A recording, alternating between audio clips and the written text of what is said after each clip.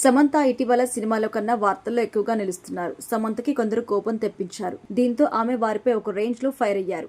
వారిపై అంతలా సమంత ఆగ్రహం వ్యక్తం చేయడానికి గల కారణం తెలుసుకుందాం. సినిమాలకి దూరంగా ఉన్నప్పటికీ సమంత క్రేజ్ ఏమాత్రం చెక్కు చెదరలేదు. నాగ చైతన్యతో విడిపోయిన తర్వాత చాలా యాక్టివ్గా సినిమాలు చేస్తున్నారు. సెలెక్టివ్గా ఆరోగ్యం సహకరించకపోవడంతో సమంత కొంతకాలం సినిమాలకి దూరంగా ఉన్నారు. మయోసైటిస్ వ్యాధితో బాధపడుతున్న సమంత ఇప్పుడిప్పుడే ఆ వ్యాధి నుంచి కోలుకుంటుంది. దీంతో వరుసగా సినిమాలు లైన్లో పెడుతోంది. విజయ్ దేవరకొండతో కలిసి నటించిన ఖుషి సినిమా తర్వాత సమంత మరో తెలుగు సినిమాలో నటించలేదు. సిటాడెల్ అనే బాలీవుడ్ వెబ్ సిరీస్ లో మాత్రం సమంత నటించారు. అయితే భారీ అంచనాల మధ్య వచ్చిన ఈ వెబ్ సిరీస్ పెద్దగా ఆకట్టుకోలేదు. ఇక తొలిసారి నిర్మించిన శుభం సినిమా సైతం ప్రేక్షకుల్ని పెద్దగా ఆకట్టుకోలేదు. మా ఇంటి బంగారం సినిమాతో సమంత తెలుగులో రీ ఎంట్రీ ఇవ్వబోతున్నారు. ఇదిలా ఉంటే తాజాగా సమంత షేర్ చేసిన ఫొటోస్ నెటిజన్లు ట్రోల్ చేస్తున్నారు. సమంత బాగా బరువు తగ్గిపోయిందని, సన్నగా అనారోగ్యంగా కనిపిస్తుంది అంటూ పలువురు ట్రోల్ చేయడం స్టార్ట్ చేశారు. తనని ట్రోల్ చేసిన వారికి అదే రీతిలో సమంత కౌంటర్ ఇచ్చింది.